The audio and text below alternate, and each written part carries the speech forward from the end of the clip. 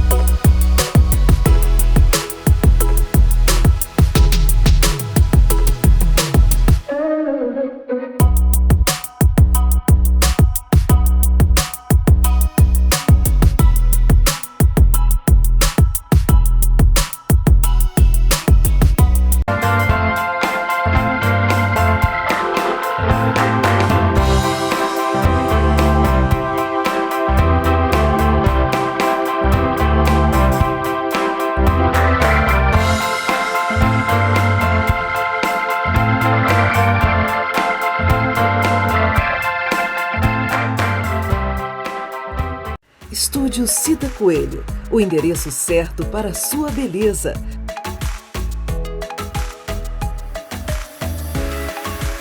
Cortes, luzes, escovas, alongamento de unhas, design de sobrancelhas, maquiagem e depilação.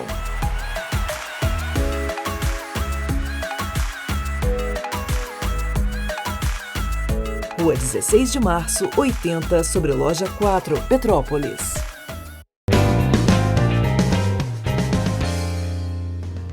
Afinal, no frio, se deve lavar a louça com água morna ou fria?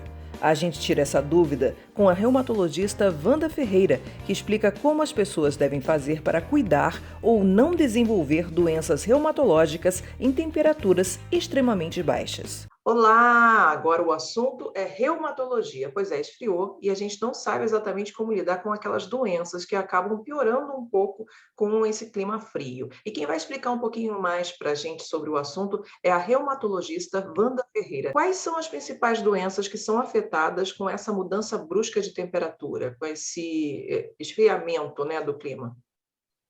Na verdade, tem várias patologias, várias doenças nas mais variadas áreas, né?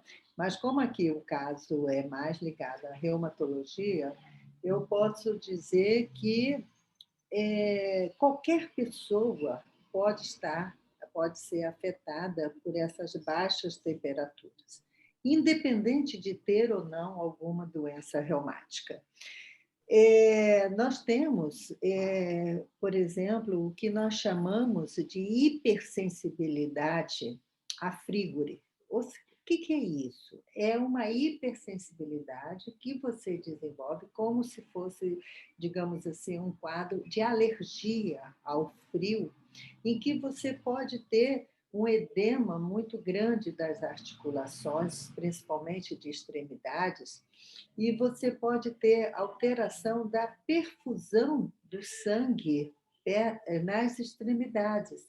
Então, é como se você tivesse um estreitamento da circulação do capilar, que vai lá na ponta do dedinho, seja no pé, seja na mão, até mesmo no nariz ou no lábio.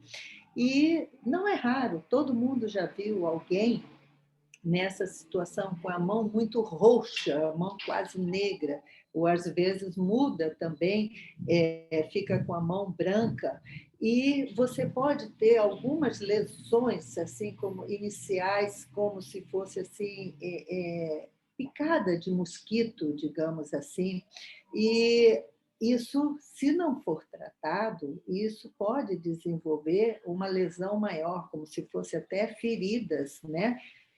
Que a gente sabe que é um processo de necrose de extremidades, por falta de circulação pelo frio. Então, as pessoas têm que respeitar as baixas temperaturas, independente de ter ou não doença reumática. Então, tem que usar luva, sim.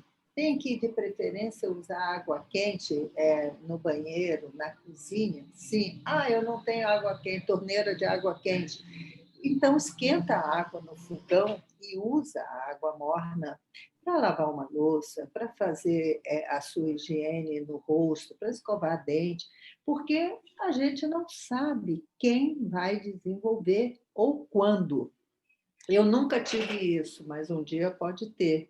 E também não é obrigado a ter sempre. Isso é um processo que pode desaparecer e levar alguns anos para voltar a ter novamente, ou não. Pode ser um episódio único, né? Então, isso é importante que seja dito, e nós temos visto vários casos, e até casos graves mesmo, de necrose de polpa digital, por conta da baixa temperatura. Pessoas que estão sendo avaliadas para ver se tem algum substrato reumático e que a gente não encontra. Então, a gente fica com um quadro de hipersensibilidade à frigore, como a gente chama, né? Ao frio. Mas quem tem artrite, quem tem lúpus, quem tem dermatomiosite, enfim, quem tem alguma doença autoimune, pode sim piorar da sua doença nessas ondas de baixas temperaturas. E quais os hábitos que as pessoas precisam tomar para poder se proteger, além de usar luva e usar água morna? Na verdade, se você tem doença reumática, se você tem artrite, a primeira coisa a fazer é manter essa doença fora de atividade. Ou seja, manter a adesão ao tratamento, não deixar de cumprir com todas as suas etapas. Nós estamos em período de pandemia, tudo bem, estamos, mas a doença, ela não para, certo? Ela continua evoluindo se você não for ao médico tratar da sua doença básica. Então, é importante que a pandemia é importante? Mas ela não deve ser a única preocupação para quem tem uma doença crônica. Você tem que, sim, manter o seu tratamento, manter a sua doença fora de atividade. Porque se alguma coisa acontecer, você tendo a doença controlada, o raciocínio vai para um lado. Se você tiver um edema nas mãos e você sabe que a sua doença não está controlada, pode ser da própria doença, né? Então, a primeira coisa é manter o seu tratamento do seu reumatismo, manter a doença inativa ou mais próximo, né, da remissão. E você, nessas baixas temperaturas, evitar, é isso que todo mundo sabe, é a rotina de uma pessoa comum, né? É ter um bom aquecimento, é você se proteger, usar luva, gorro, cachecol, meia de lã, e, enfim, uma calça de lã, enfim, tentar manter a sua temperatura corporal o mais próximo do normal. Isso é que é o ideal. Como você vai manter essa temperatura vai depender da disponibilidade dos seus recursos. Certo? Você tem um fogão a lenha em casa, acende o fogão a lenha, aquece a casa toda, né? Agora, quem não tem, mas tem um aquecedor, ou quem tem a sua água quente, enfim, procurar usar os recursos. Aí, às vezes, Luciana, eu ouço assim, doutora, mas eu nem ligo porque gasta tanta luz. Eu digo que é preferível gastar a luz do que gastar com a saúde. Verdade. Então, né? Gastar com a doença, porque gastar com saúde é bom, quando você pode, né? Mas gastar com doença, gastar com sofrimento, é muito pior. Então, vamos gastar um pouquinho para ter um pouco de conforto. Exatamente. A doutora Wanda é presidente do Grupar de Petrópolis. Quem quiser saber mais informações também sobre essas doenças, né, reumatológicas, pode entrar em contato com o Gruparge. Se quiser deixar o contato e o endereço para a gente, doutora Wanda. Aqui o Instituto Grupar de Petrópolis fica na rua Monsenhor Bacelar, 589, né, no Valparaíso, aqui, bem em frente ao Educandário Terra Santa, e o telefone é 2242-8616. Né? Nós temos vários projetos que acontecem aqui na instituição, inclusive nós vamos em outubro ter a Semana da Prevenção da Artrite, promoção, né, de saúde e prevenção da artrite e osteoporose. São 2 semanas intensas de acontecimentos, de oficinas, de palestras, de workshop que vão ser desenvolvidos, do dia 11 ao dia 23 de outubro. Muito bom. E quem quiser saber mais informações sobre o Gruparge, tem o Facebook e também o Instagram, Gruparge Petrópolis. Eu quero agradecer pela sua participação mais uma vez. Estou sempre à disposição para a gente falar de doença reumatológica, tá bom? Obrigada. Muito obrigada mais uma vez e até a próxima.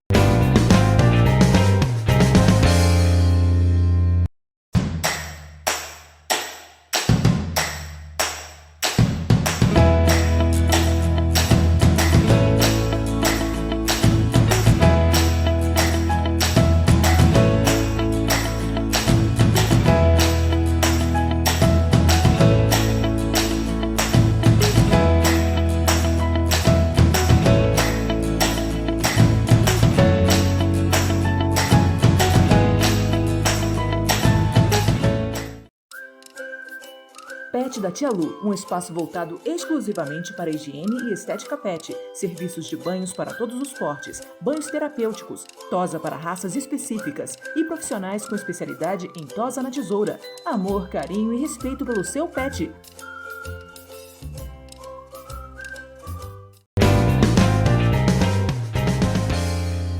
Sabe aquela vontade de ler um livro ou dar uma olhada no celular para passar o tempo quando estamos no transporte? Pois é, muita gente enjoa só de pensar em fazer isso. Agora, a fisioterapeuta Priscila Nunes explica como devemos tratar este problema. Bom, você é daquelas pessoas que passam mal quando viajam? Ou de repente não precisa nem viajar, é só uma locomoção rápida, mas já dá aquele enjoo?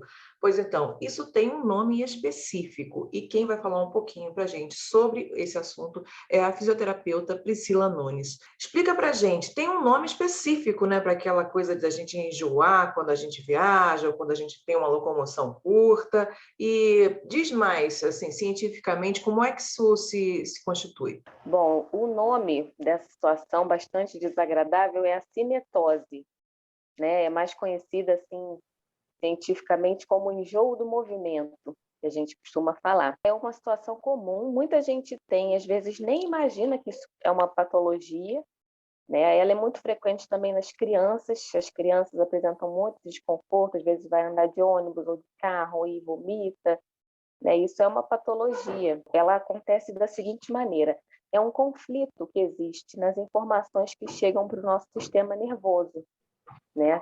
A gente está dentro do ônibus, o nosso sistema vestibular ele informa para o cérebro que nós estamos parados, mas a nossa visão informa que nós estamos em movimento, porque as coisas estão correndo, né? Está tudo ali em movimento. Então existe um conflito nessas informações. O cérebro percebe o seu corpo parado, mas a sua visão está vendo as outras coisas em movimento.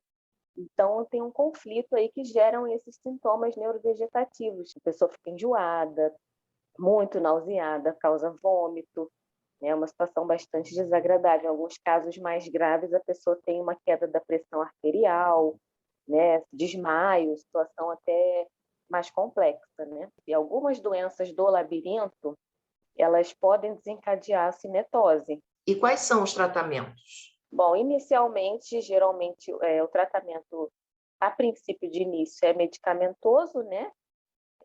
O médico vai entrar com a medicação preventiva para aquele paciente. As crianças, às vezes, tomam um Dramin antes de viajar, aquelas coisas assim, um medicamento para enjoo, para o mal-estar. E a reabilitação vestibular, né? A reabilitação vestibular, ela está vindo agora com bastante intensidade no tratamento dessa patologia. A gente tem tido resultados bastante satisfatórios. O paciente ele consegue observar uma melhora quando ele começa. Depende do tipo de tratamento que o médico vai traçar para aquele paciente, né? Se ele vai entrar com a medicação junto com a reabilitação vestibular, aí vai depender do grau da doença.